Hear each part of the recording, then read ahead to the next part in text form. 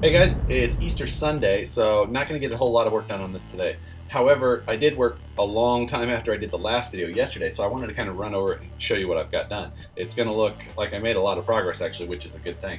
As you see it here, it's basically a roller. Right now I don't have any shocks on it is the only thing. I've got it sitting on a 1, 2, 3 machinist block at the moment, so that's why it's sitting up a little bit. But I got quite a bit done. A few things you'll notice is that I did throw curry axles under it. I had them sitting here in the shop, and I know they weren't on the Poison Spyder rig, and that's what this rig was morphing from, but it's just one of those things that I had them and I'd like to use them, so I threw them in this thing. Got the chassis primed and painted last night. I used a dark silver gunmetal metallic wheel paint, actually, that I got from AutoZone. I like it because it dries fast, I like the color quite a bit, and it's easy to touch up, and it blends pretty well. So that's why I used that color. On here right now, you'll see that I do have the Poison Spyder side panels. Those probably aren't going to stay. I just was throwing something on there kind of for a mock-up, just to kind of see what it was going to look like as it got more put together.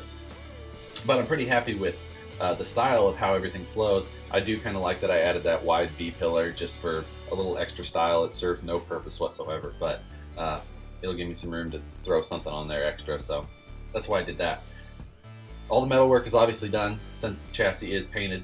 There's probably other things that I could have done or would do or things like that, but right now time is what it is, and as I was thinking about it, I was like, I think I've got enough done, so it was time to paint.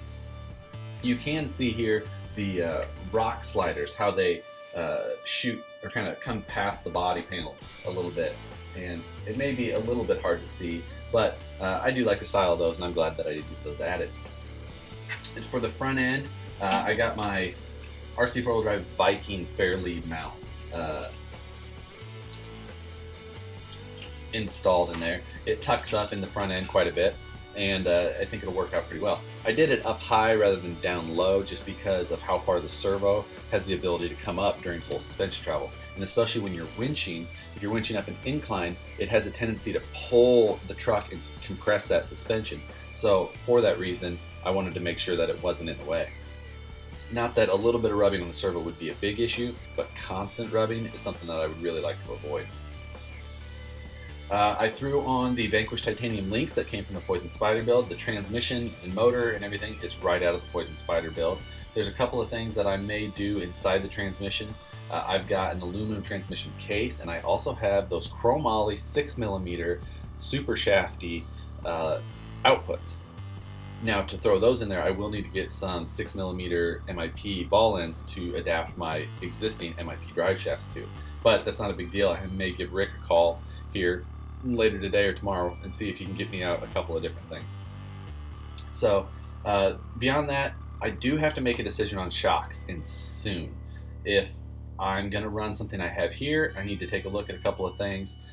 The shock mounts in the rear are quite a ways forward and up, so a 4-inch shock is, I think it's going to be pretty much stretched to its limit as far as where I will want the ride height. But I am going to mount up a 4-inch shock and see exactly how I feel about that. The front, I don't have any concerns about really. I think a standard 4-inch up there should work just fine. Being that I do plan to use this in the Ultra 4 style racing later, I want to make sure that I've got plenty of up travel in my suspension for landing off of jumps. I don't want to always be slapping that chassis against the axles. Aluminum roof skin is already on there, 025 aluminum that I get at my local metal supplier. And then that is also what I'm going to make all of my side panels off of.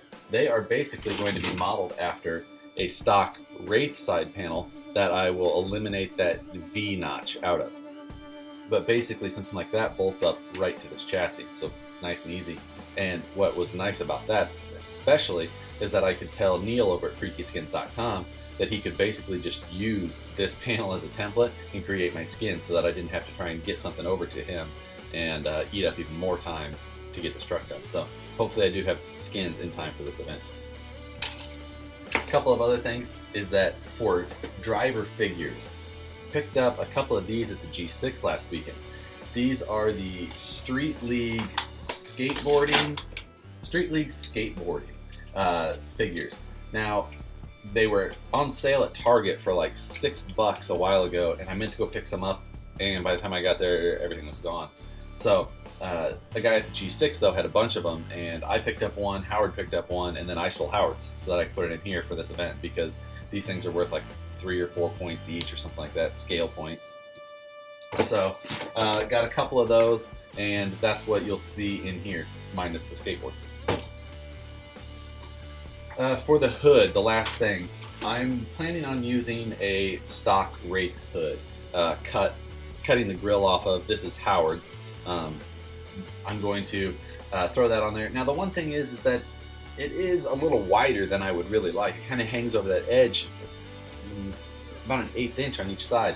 So down the road I may look into some other options, maybe finally using a 3D printer to actually make a hood or make a buck and then form the hood over that. So that's something that maybe I'll look into down the road on this truck specifically. But for now, a stock Wraith hood is going to be the call. Other than that, guys, you will see that I do have the Baja Claw TTC tires on here from RC 4-wheel drive.